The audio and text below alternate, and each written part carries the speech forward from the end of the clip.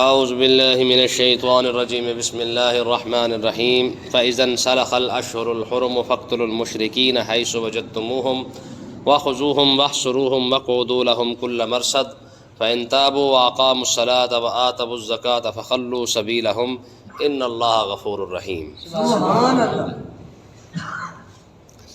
کل کے سبق کے اندر بات یہ ہوئی تھی کہ اللہ تبارک و تعالی نے عرب میں رہنے والے مشرکین کو حکم فرمایا تھا کہ 4 مہینے کا تمہارے پاس ٹائم ہے، یا کلمہ پڑھ لو یا عرب سے نکل جاؤ، ٹھیک ہے۔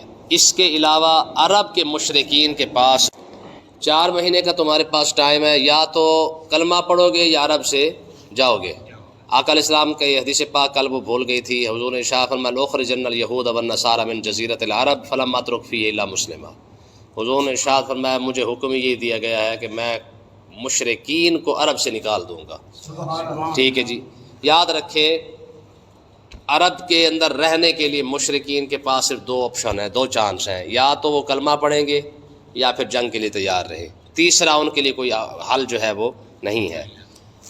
تو اللہ تبارک و تعالیٰ نے اب یہاں پہ وہی بات ارشاد فرمائی، فرمایا فَإِذَا انسَلَخَ الْأَشْهُرُ الْحُرُمُ، فرمایا جب 4 مہینے مکمل ہو جائیں، کیونکہ اسلام نے ٹائم دے دیا ہے کہ 4 مہینے سوچ لو۔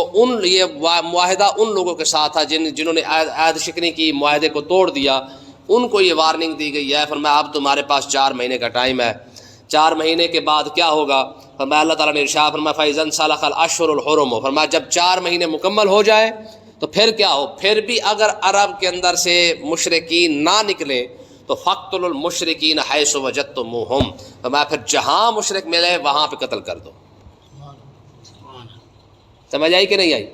جہاں مشرک ملے پھر وہاں پہ قتل کر دو۔ پھر ان کا ایک ہی حل ہوگا، یا عرب کے اندر رہے گے تو پھر کلمہ پڑھنا پڑے گا، نہیں تو پھر عرب کو چھوڑنا پڑے گا۔ جزیرہ عرب کے اندر کسی ہندو کی، یہودی کی، سکھ کی، عیسائی کی کوئی گنجائش نہیں ہے، ٹھیک ہے۔ فَاقْتُلُوا الْمُشْرِكِينَ حَيْثُ وَجَدتُّمُوهُمْ، جہاں بھی مشرک مل جائے، مشرک کو پاؤ کیا کرو؟ وہاں پہ قتل کر دو، ٹھیک ہے۔ ان کے لیے اب کوئی اور راستہ نہیں ہے۔ اب آپ سوچیں یہاں پہ یہ اللہ تبارک و تعالیٰ کا فرمان ہے کہ نہیں؟ ٹھیک ہے۔ اسلام امن کی بات ضرور کرتا ہے، لیکن اسلام ساتھ ساتھ امن کے ساتھ ساتھ غیرت کی بات بھی کرتا ہے، ٹھیک ہے۔ جب چانس دے دیا ہے کہ نکلو تو نکلنا ہے تو نکل جاؤ، نہیں نکلنا ہے تو پھر کلمہ پڑھو، بات ختم، ٹھیک ہے جی۔ اور اگلی بات فرمایا وَخُذُوهُمْ وَاحْصُرُوهُمْ، اور اگلی بات یہ ہے فرمایا کہ پھر اگر قتل نہ بھی ہو سکے تو پھر انہیں پکڑ لو اور وَاحْصُرُوهُمْ، پھر انہیں قید کر لو۔ اور اگلی بات یہ ہے وَاقْعُدُوا لَهُمْ كُلَّ مرصد، فرمایا ہر جگہ پہ ان کی تاک رکھو، یہ کیا کر رہے ہیں اور کیا نہیں کر رہے ہیں، پورا اپنے جاسوسی ان کی کرتے رہو۔ ایسا نہ ہو کہ تم خاموش بیٹھے رہو اور مشرکین اپنی چال چلنے میں، اپنی جنگی تیاری کرنے میں، اپنے کسی طریقے سے جو ہے وہ سازشیں کرنے میں کامیاب ہو جائیں۔ فرمایا ہر جگہ ان کی تاڑ بھی رکھنی ہے، ٹھیک ہے، اور انہیں قید بھی کرنا ہے، اور جہاں مل جائے جنگ کرنا چاہے تو ان کے ساتھ قتل بھی کرنا ہے، ان کو چھوڑنا نہیں ہے۔ یہ ہے سورۃ توبہ۔ یہ کیا ہے؟ یہ سورۃ توبہ ہے، یہ برات ہے۔ اب کون سا بندہ مجھے بتائے کہ یہ تقریریں کرے گا؟ اب یہ تقریریں تو ہمیں سوال ہی پیدا نہیں ہوتے، ملتی نہیں ہے، نہ ٹی وی پہ ملتی ہیں، نہ ہماری محفلوں کے اندر ملتی ہے۔ یہ رب کا فرمان ہے، فرمایا 4 مہینے کے بعد جو ہے وہ اب مشرکین کے لیے کوئی ہولا ہاتھ نہیں رکھا جائے گا۔ یہ جو کہتا ہے نا اسلام تو بالکل کسی کو کچھ نہیں کہتا ہے، مجھے آپ بتائیں اسلام کہتا ہے کہ نہیں کہتا؟ اور اگلے الفاظ تو اس سے بھی زیادہ سخت آ رہے اگلی آیت کے اندر، لیکن یہ بات دیکھیں ہاں فَإِن تَابُوا، اگر یہ توبہ کر لے مشرکین، کلمہ پڑھ لے، اگر یہ توبہ کر لیتے ہیں، کلمہ پڑھ لیتے ہیں، وَأَقَامُوا الصَّلَاةَ، نماز قائم کریں، وَآتُوا الزَّكَاةَ، اور زکوٰۃ کو ادا کریں، فَخَلُّوا سَبِيلَهُمْ، پھر ان کا راستہ چھوڑ دو، پھر یہ تمہارے بھائی ہے۔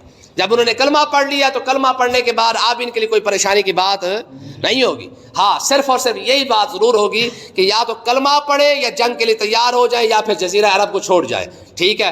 اگر کلمہ پڑھ لیتے ہیں تو پھر جیسے تمہارے حقوق ہے ویسے ہی ان کے حقوق ہے، کیونکہ کلمہ پڑھنے کے بعد اب وہ مشرک نہیں رہے ہیں، بلکہ جیسے تم مسلمان ہو وہ بھی ویسے مسلمان ہو چکے ہیں۔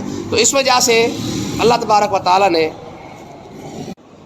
ان اللہ غفور الرحیم، پھر اللہ تعالیٰ جو ہے بے شک اللہ تعالیٰ بخشنے والا بھی ہے، رحم کرنے والا بھی ہے، لیکن رحم کی ایک ہی صورت ہے کہ کلمہ پڑھیں، ٹھیک ہے، اس کے علاوہ کوئی دوسری صورت نہیں ہے. اور رحم صرف اور صرف اسی پر ہوگا جو اسلام کے دامن کے ساتھ وابستہ ہو جائے گا. جس نے اسلام کو چھوڑ دیا اس کے لیے کوئی رحم کی جگہ کوئی گنجائش نہیں ہے. اللہ تبارک و تعالیٰ کتنی رحمت والا ہے، لیکن اس کے باوجود بھی فرمایا کہ اگر کسی بندے کو رحمت کی ضرورت ہے تو کلمہ پڑھ لے، کلمہ نہیں پڑھتا تو اس کے لیے کوئی رحمت کی کوئی گنجائش نہیں ہے. ٹھیک ہے نا جی. اور اگلی بات دیکھیں، فرمایا وَإِنْ أَحَدٌ مِّنَ الْمُشْرِكِينَ اسْتَجَارَكَ، اے محبوب اگر کوئی مشرکین میں سے کوئی شخص استجارہ کا آپ سے پناہ مانگتا ہے فَأَجِرْهُ، پھر اس کو پناہ بھی عطا فرما دے. اگر 4 مہینے گزر گئے، 4 مہینے گزرنے کے بعد کوئی مشرک آپ کے پاس آ جائے، مسلمانوں کے پاس آ جائے اور وہ آ کے کہے کہ جناب مجھے تھوڑا سا ٹائم دے دے، میں سوچ بھی لوں اور مجھے قرآن سکھا دے، سمجھا دے، اسلام کے بارے میں بتا دے، ہو سکتا ہے اسلام مجھے سمجھ میں آ جائے. ٹھیک ہے نا، دیکھیں نا جی، یہ ٹائم ختم ہو چکا ہے 4 مہینے کا. 4 مہینے کے ختم ہونے کے بعد اگر کوئی مشرک آ کے کہہ رہا ہے کہ اگر مجھے آپ ٹائم بھی دے، پناہ بھی دے اور اس کے بعد مجھے سمجھائیں بھی صحیح اسلام، حتیٰ یسمع کلام اللہ، فرمایا پھر اسے پناہ دے کر اسے اللہ کا کلام سنائے، اسے اللہ کا کلام سنائے، ہو سکتا ہے اس کے سمجھ میں آ جائے. آقا علیہ الصلوۃ والسلام مدینہ طیبہ سے 2 شخص آئے، ابھی باہر بیٹھے ہوئے تھے، مکہ کے اندر حرم کے اندر نہیں آئے تھے، باہر بیٹھے ہوئے تھے. حضور علیہ الصلوۃ والسلام کا گزر ہوا نا ان کے سامنے سے، تو انہوں نے 2 شخصوں نے، یہ ابتدائی باتوں کی، ابتدائی جو مدینہ طیبہ کے حالات تھے نا ان کی بات ہے. تو آقا علیہ الصلوۃ والسلام جب ان کے پاس سے گزرے نا تو انہوں نے حضور علیہ الصلوۃ والسلام کو بلا کے کہنے لگے یار ہم نے سنا یہاں اللہ کا نبی آیا ہے اور وہ باتیں کرتا ہے، اس کے بارے میں کو پتہ ہے؟ حضور نے ارشاد فرمایا ہاں. تو وہ کہنے لگے جی وہ کیا کہتا ہے؟ آقا علیہ الصلوۃ والسلام نے ارشاد فرمایا وہ کہتا ہے کہ اللہ کے سوا کوئی عبادت کے لائق نہیں. وہ کہتا ہے کسی کے ساتھ نا انصافی نہ کرو، یتیموں کا مال نہ کھاؤ، غریبوں کا مال نہ کھاؤ، اپنے ہمسایوں کا خیال کرو، اپنے رشتہ داروں کا خیال کرو. یہ ساری باتیں جب بتائی نا تو اس نے وہ ان میں سے ایک بندہ کہنے لگا جی اگر اس کا کلمہ نہ بھی پڑھا جائے تب بھی یہ باتیں تو پھر بھی ٹھیک ہے نا. اگر اس کا کلمہ نہ بھی پڑھا جائے پھر بھی یہ باتیں انسانیت کے تو بالکل ٹھیک میں ہے. ٹھیک ہے، یتیموں کا مال بھی نہیں کھانا چاہیے، غریبوں کا حق بھی نہیں کھانا چاہیے، رشتہ داروں کا خیال کرنا چاہیے، ہمسایوں کا خیال کرنا چاہیے، پھر بھی تو یہ باتیں ٹھیک ہے. آقا علیہ الصلوۃ والسلام نے ارشاد فرمایا تمہارا پھر کیا خیال ہے؟ کہا جی ہمیں تو ان کی باتیں ٹھیک لگ رہی ہیں. حضور نے ارشاد فرمایا وہ شخص کوئی اور نہیں ہے، میں تمہارے سامنے وہی کھڑا ہوا ہوں.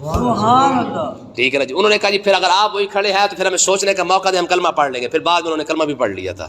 ٹھیک ہے نا. تو کہنے کا مقصد یہ ہے کہ اسلام ہے نا، اسلام اپنی حقانیت کی بنیاد پر کھڑا ہوا ہے. ٹھیک ہے جی. آج بھی دنیا کے اندر جتنا بھی کفر پورا زور لگا رہا ہے اسلام کو اپنا دبانے کی کوشش کر رہا ہے، اسلام تو آج بھی غالب آ رہا ہے. آپ دیکھیں نا 40,000 بندہ شہید کرنے کے باوجود بھی 1,000 بندہ کلمہ پڑھ چکا ہے، نیا بندہ.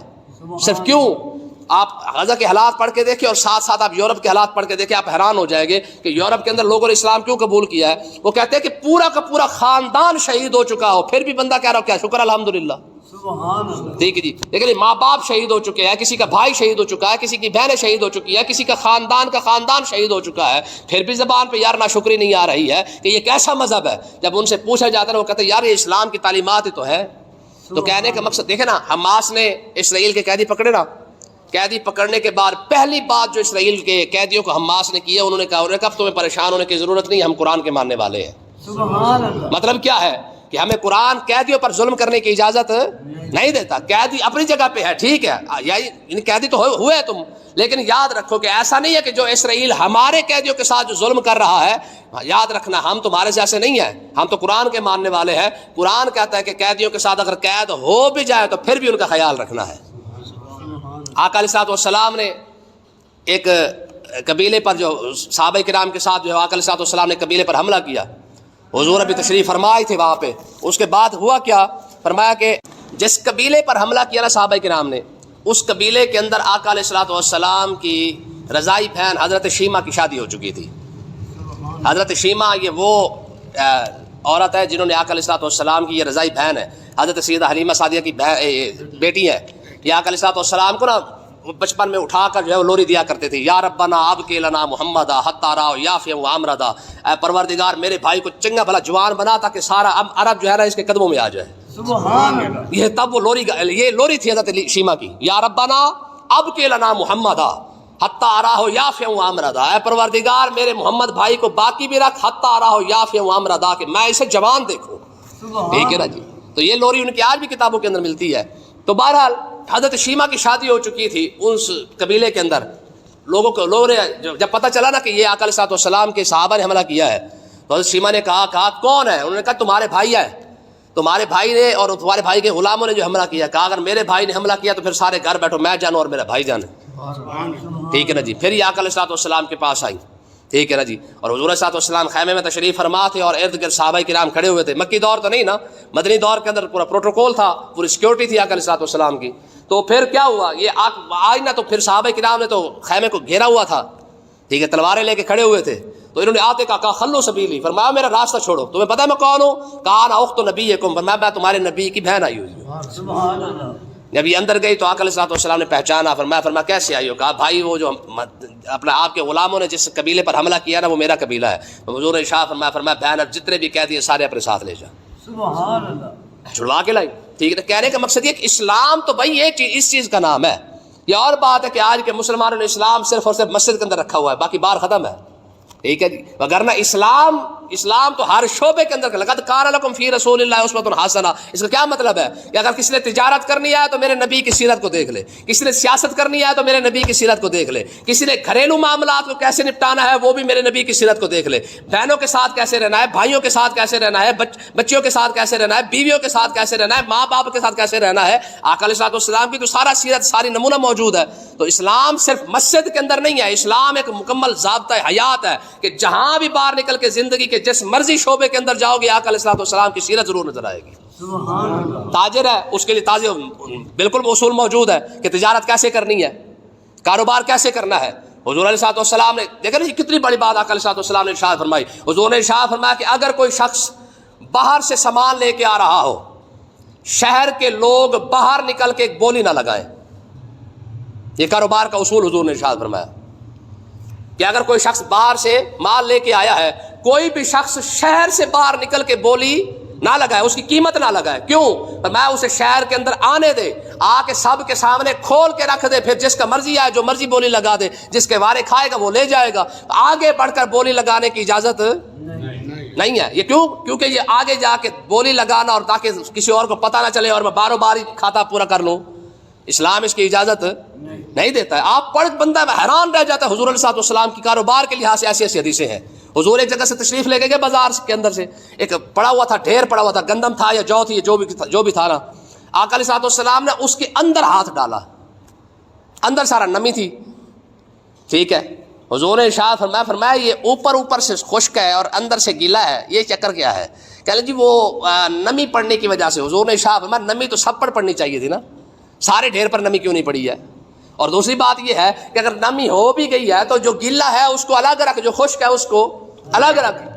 ٹھیک ہے، اس طرح کس طرح کاروباری اصول ہے. آقا علیہ السلام نے ایک اور بات ارشاد فرمائی. ٹھیک ہے، ہمارے بزرگ فرماتے یہ جو باغ ہوتے ہیں نا، باغ، ٹھیک ہے، ہمارے کھجور کے باغ پر اگر کھجوریں لگی ہوئی ہے تو کھڑے باغ پر بولی نہ لگاؤ، کھڑے باغ پر بولی نہ لگاؤ. کیوں؟ تمہیں پتہ ہی کوئی نہیں کہ مال کتنا اوپر ہے کتنا نہیں ہے، ہو سکتا ہے نظر کا دھوکہ ہو جائے. پھر ایک بندے نے درخت پر بولی لگا دی کہ اس درخت پر 10 کلو کھجور ہے، جب اتاری تو 8 کلو تھی، نقصان تو ایک بندے کا ہو گیا. تو اس لیے منع کیا گیا، فرمایا جب تک درخت کے اوپر مال کھڑا ہوا ہے اس پر بولی نہ لگاؤ، ہو سکتا ہے کسی کا نقصان ہو جائے. پہلے مال کو نیچے اتارو پھر جا کے اس کے بولی لگاؤ، جس نے لینا ہوگا لے لے گا. تو کاروباری لحاظ سے کتنے اصول موجود ہیں. اللہ تبارک و تعالیٰ نے ارشاد فرمایا محبوب اگر کوئی غیر مسلم آ کے یعنی مشرکین میں سے کوئی آ کے آپ کی پناہ لیتا ہے تو اس کو پناہ بھی عطا فرمائے، حتیٰ یسمع کلام اللہ، رب کا کلام بھی سنائے. نہیں نا، اسے قرآن سنائے، ہو سکتا ہے اس کی سمجھ میں آ جائے. ٹھیک ہے جی. حضرت وہ ایک پہلوان گزرے، بہت بڑے مطلب ایک صحابی رسول بھی ہیں، بعد میں صحابی رسول بنے. ٹھیک ہے، تو وہ کبھی بھی قرآن نہیں سنتے تھے. لوگوں نے بڑا اس کو کہا، جبیر بن مطعم، یہ بہت بڑے پہلوان بھی تھے اور بڑے اسلام کے سخت مخالف. ٹھیک ہے جی. یا علیہ السلام کے پاس سے گزرے، حضور سورۃ والطور تلاوت کر رہے تھے، والطور وکتاب مسطور فی رق منشور، یہ ساری تلاوت جو ہے علیہ السلام کر رہے تھے. اچانک ان کے کانوں میں جب آواز پڑی نا قرآن کی، ٹھیک ہے، یہ وقت وہیں پہ کھڑے بیہوش ہو گئے، گرے اور نیچے بیہوش ہو گئے. صحابہ کرام نے نماز مکمل کی، اس کو اٹھا کے لائے، حضور نے ارشاد فرمایا اسے کیا ہوا ہے؟ کہا حضور آپ کا کلام آج پہلی مرتبہ اس کے کانوں میں پڑا ہے، وہیں پہ گر کے بے ہوش ہو گیا ہے، ٹھیک ہے، جبیر بن مطعم۔ تو پھر جب ہوش آیا، ہوش آنے کے بعد پہلی مرتبہ آقا علیہ السلام کو کہا جی ذرا وہ کلام تو سنا دے جو پہلے پڑھ رہے تھے، ٹھیک ہے نا؟ فرمایا اسے قرآن سنائے عرب والوں کو انشاءاللہ۔ عمر جیسا بندہ اگر قرآن سن کے سب کچھ وہ پگھل سکتا ہے نا، پھر کوئی بھی پگھل سکتا ہے۔ دیکھیں نا جی، اسلام کا سب سے سخت ترین مخالف، ٹھیک ہے جی، یوں کہہ لے کہ سب سے بڑا دشمن، لیکن تب تک تھا جب تک قرآن نہیں سنا تھا۔ لیکن جب قرآن سنا، سورۃ طٰہٰ کی چند آیتیں سنی ہیں، وہ بھی بین کے قرآن، بین کی زبان سے، طٰہٰ مَا أَنزَلْنَا عَلَيْكَ الْقُرْآنَ لِتَشْقَىٰ إِلَّا تَذْكِرَةً لِّمَن يَخْشَىٰ، صرف بین کی زبان سے سنا ہے عمر نے۔ جب پہلی مرتبہ قرآن سنا تو وہیں پہ ڈھیر ہو گیا، کہا وہ قرآن مجھے بھی لا کے دکھاؤ نا جو تم پڑھ رہے تھے۔ تو بہن نے کیا کہا تو پلید ہے وہ پاک ہے، اور جب تک تو پاک نہیں ہوتا تب تک تجھے وہ قرآن نہیں دکھا سکتی نا، ٹھیک ہے جی۔ قرآن یہ حضرت، میں کہتا ہوں یہ کتنی مثالیں قرآن کی ہیں۔ ابو جہل اینڈ کمپنی چھپ چھپ کر حضور کا قرآن سنتی رہی ہے، ابو جہل، ابو لہب، نضر بن حارث، یہ سارے وہ لوگ ہیں چھپ چھپ کر قرآن سنتے رہے ہیں آقا علیہ السلام کا۔ تو بہرحال اللہ تعالیٰ نے ارشاد فرمایا حتیٰ یسمع کلام اللہ، فرمایا اس کو قرآن سناؤ، ہو سکتا ہے کسی مشرک کو کلام سمجھ آ جائے اور اسے ہدایت مل جائے اور اسلام کی وجہ سے اللہ تعالیٰ اسے جنت عطا فرما دے۔ پھر کیا ہوگا؟ فرمایا ثم ابلغ ما منع، فرمایا پھر اس کے ٹھکانے تک اس کو پہنچا دو۔ دیکھیں یار یہ اسلام کی خوبصورتی ہے، یہ اسلام کی نہایت زبردست خوبصورتی ہے کہ تمہارے پاس آیا نا پناہ لینے کے لیے، جب تک تمہارے پاس ہے تمہاری پناہ کے اندر ہے، اب تم اسے کچھ کہہ نہیں سکتے ہو۔ ہاں جب کلام سننے کے بعد اگر اس کا دل نہیں مانتا، نہیں کلمہ پڑھنا چاہتا، تو میں پھر بھی تمہارے اوپر ذمہ داری ہے کہ اس کو اس کے گھر تک پہنچا دو، اس کے قبیلے تک پہنچا دو، خاندان تک پہنچا دو، خبردار اسے کچھ کہنا نہیں ہے۔ کتنی بڑی بات ہے یار، کوئی اور سمجھاتا ہے اس طریقے سے؟ یہ مسلمانوں کو رب سمجھا رہا ہے، فرمایا کہ اب تک جب تک تمہاری پناہ کے اندر ہے، چاہے اس نے کلمہ نہیں بھی پڑھا، یہ نہیں ہو سکتا کہ صحابہ کرام کہیں یا مسلمان کا لائے 40 دن تیرے تے محنت کی تھی پھر بھی تو کلمہ نہیں پڑھنا، لائے پھر لمحہ پا دو انہوں نہ، فرمایا اس نے کلمہ نہیں پڑھا تو اس کی مرضی ہے، اب کیا کرو، میں اس کو اس کے گھر تک پہنچا دو، خاندان تک پہنچا دو۔ ذالک بانہم قوم لا یعلمون، کیونکہ یہ ایسی قوم ہے جو جانتی شانتی، انہیں کیا پتا کہ اسلام کس چیز کا نام ہے، ٹھیک ہے؟ انہیں اسلام کا پتہ ہوتا تو یہ جنگیں کیوں کرتے؟ انہیں اسلام کا پتہ ہوتا تو کیوں اسلام کی مخالفت کرتے؟ میں یہ ایسی قوم ہے جنہیں علم نہیں ہے، تو فلہٰذا جو شخص تمہارے پاس آ جائے کلام کو سن لے، قرآن کو سن لے، سننے کے بعد اگر نہیں بھی کلمہ پڑھتا پھر بھی اس کے گھر تک اس کو پہنچاؤ، تاکہ وہ اپنے گھر تک جب پہنچ جائے۔ یار دیکھیں کتنی بڑی بات ہے، صحابہ کرام نے نا ایک جگہ پہ حملہ کیا، تو حملہ کرنے کے بعد جب حملہ ہو گیا نا تو اس قلعے کے ایک شخص کی بکریاں نہ باہر تھی، بکریاں چرانے والا بھی باہر تھا، بکریاں بھی باہر تھیں۔ صحابہ کرام نے جب قلعے کا محاصرہ کر لیا تو جو صحابہ کرام کا جو اس اپنا مجاہدین کا جو سپہ سالار تھا اس نے حکم دیا، اس نے کہا بھی بات یہ ہے اب کیونکہ کوئی چیز اندر آ نہیں سکتی ہے، کوئی چیز باہر جا نہیں سکتی ہے، فلہٰذا اس کا محاصرہ جو ہے بڑا ٹائٹ کر کے رکھو۔ اتنی دیر کے اندر وہ بکریاں بھی آ گئیں، ریوڑ جو ہے وہ سارا آ گیا، تو سپہ سالار نے حکم دیا، کہا کیونکہ یہ بکریاں باہر تھیں فلہٰذا یہ بکریوں کا حق بھی انہیں کا ہے، اس لیے چپ کر کے بکریاں ان کی جو ہے واپس کر دو۔ بکریاں نہیں رکھی ہیں، حالانکہ چاہتے تو رکھ لیتے کہ چلو اور کوئی نہیں، مجاہدین ہیں 8-10 دن کے بھوکے بیٹھے ہوئے ہیں، چلو کم سے کم ان کا 8-10 دن کا کھانا ہی صحیح، لیکن نہ، جنگ کے اندر بھی صحابہ کرام نے اسلام کو نہیں چھوڑا، اسلام کے تحت چلتے رہے ہیں۔ آپ بکریوں کے مالک کیونکہ اندر ہے، اور یہ چرواہ کیونکہ یہ ویسے بھی مالک تھوڑی ہوتا ہے، وہ کیا ہے، وہ تو ایک بیچارہ مزدور ہے۔ ایسا نہ ہو کہ مالک ہے جی مطلب ہے کہ مزدور تھا اس لیے مسلمانوں نے بکریاں پکڑ لی ہیں، نہ، کہا اس مزدور کو بھی اندر جانے دو، ان کے بکریوں کو بھی اندر جانے دو، تاکہ ان کو پتہ چل جائے کہ اسلام جو ہے نا، اسلام تو کسی کی بکری بھی ویلی نہیں رکھتا ہے، ٹھیک ہے؟ جس کا جو حق ہے اسلام تو اس کو ویسے اس کا حق اس کے گھر تک پہنچانا، چاہے بکریاں کیوں نہ ہو۔ اللہ پاک سمجھنے کی توفیق عطا فرمائے۔